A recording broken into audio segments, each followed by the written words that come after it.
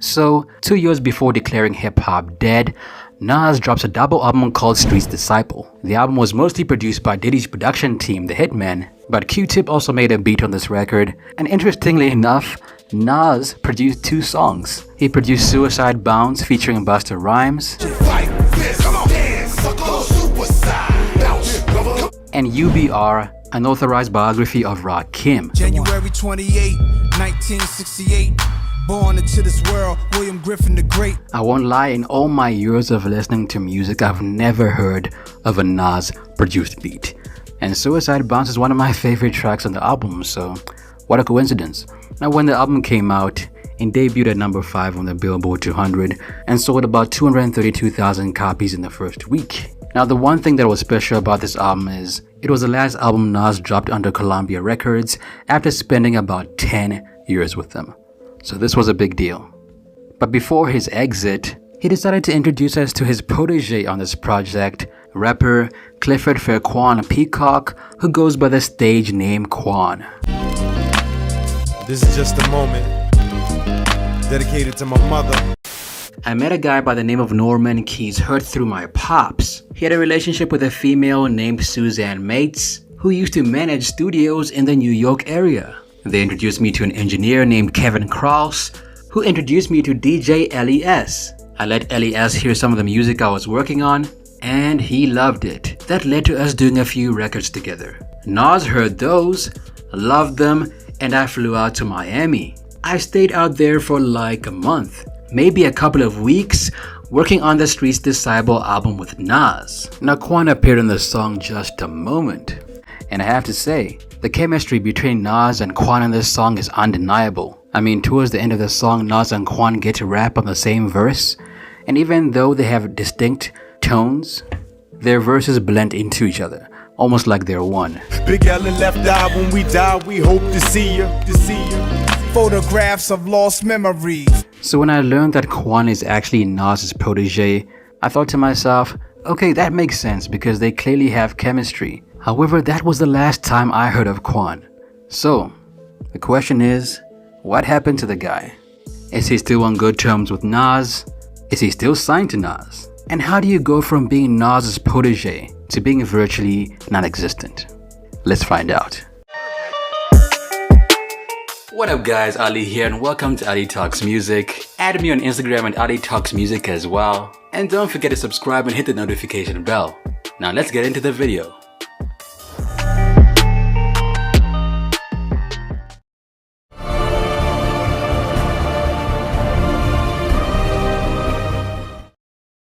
So around 2003-2004, Quan signs to Nas's Ill Will record label and is featured on the song Just a Moment. And even though life must go on, we still mourn while wishing y'all were home. He gets a lot of buzz, people are not talking about him, so he continues working on his debut album called Until My Death. I got this phrase tattooed across my back when I was younger. It symbolized a change for me, because I knew that had I not chose to do something different, the result was gonna be just that, death.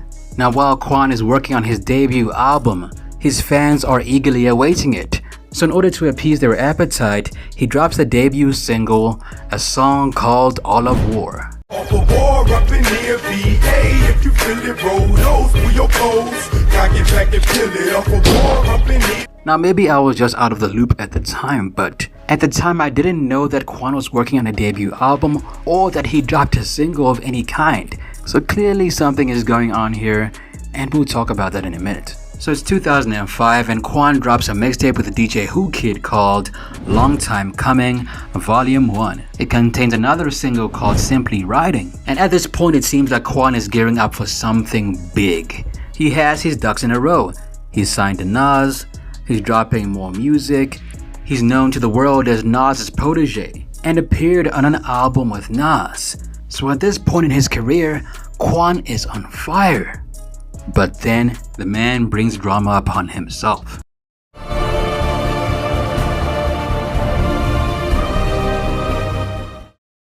So Quan is in a hotel room in Hampton, Virginia with 3 of his buddies. They're lighting up, they have a weapon in the fridge, as well as 2 others in the room. Then all of a sudden they hear a knock on the door. Now what happened was, before the cops showed up, the hotel staff walked past Quan's room and they were like, "That's odd. The person that's in this room was supposed to have checked out yesterday. So why do I smell broccoli coming from that room?" So the cops get called. They show up, they knock on Quan's door, the door opens, and they are greeted by 4 men, one of which happens to be Quan.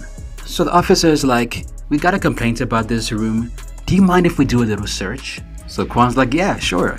And he invites the cops into the room. So now the cops are searching the room, and Quan's life is probably flashing before his eyes. He was probably thinking, "Oh no, what if they find the gun? What if they find... I can't go to jail." And I'm not making this up. Quan then runs out of the room as fast as he can, forcing the cops to begin chasing him. Now the thing is, instead of being smart, the cops chose to chase after Quan, leaving the 3 men in the room unattended. So the 3 men decided to sit down and wait for the cops to get back. Now I'm just pulling your leg. They got the out of there. So while the police were chasing Quan, the 3 men got away, and I'm not sure if the cops caught up to Quan that same day, but Quan was soon arrested and faced charges like felony assault, battery on an officer, and resisting arrest. Now, keep in mind that this arrest happened in the same year that Just a Moment came out. Quan had just achieved fame. May not have been a big deal in the States, but globally this song was a sleeper hit. But it was one of those songs that if you listen to hip-hop, you could not ignore it. So, thanks to Nas, Quan had an audience in the US and was growing an audience internationally. But with all this going for him, Quan chose to be reckless and as a result began facing legal troubles.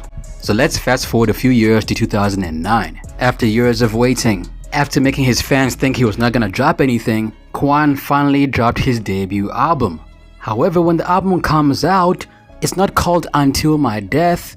You know, the album that he'd been teasing since 2005. He didn't drop that album. Instead, he drops a project called Walking Testimony. The album doesn't have many features, but it does contain a track with Nas called Getting Money. Now the thing is, even though Quan dropped this album to feed his fans, some of them were still wondering like, where is your album, the one you promised us? The one we've been waiting for all these years. Now according to Quan, his album was always getting pushed back further and further.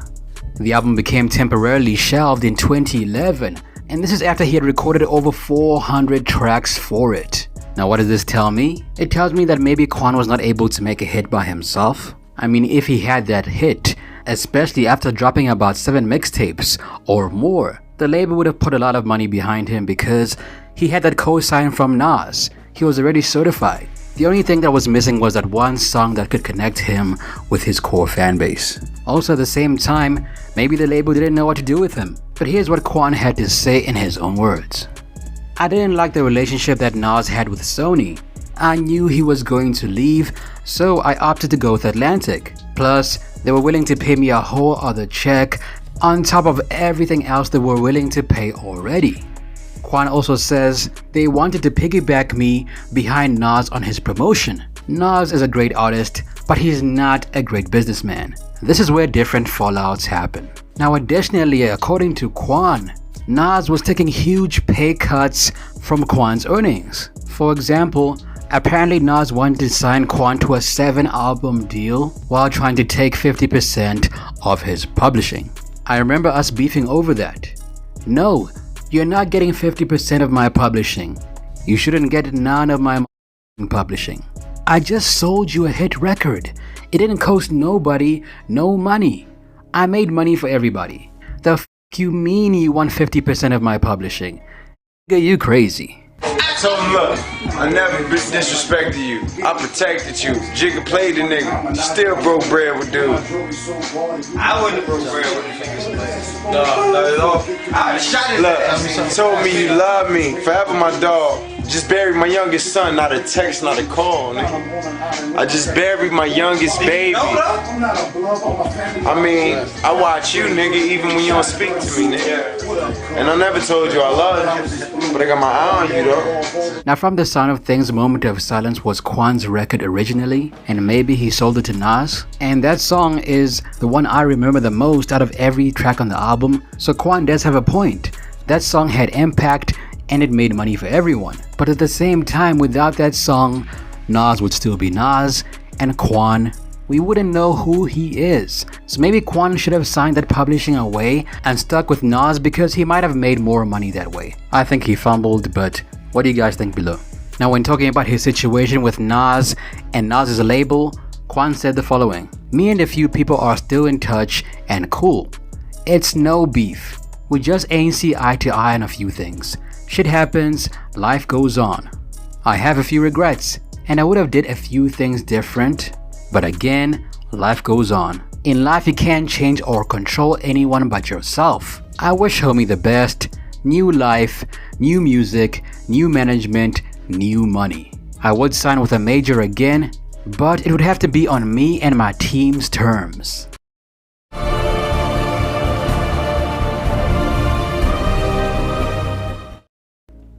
Now, Quan did put out an album in 2016. It's called Point of No Return. And as for his debut album, which was announced around 2005, it is still yet to be released.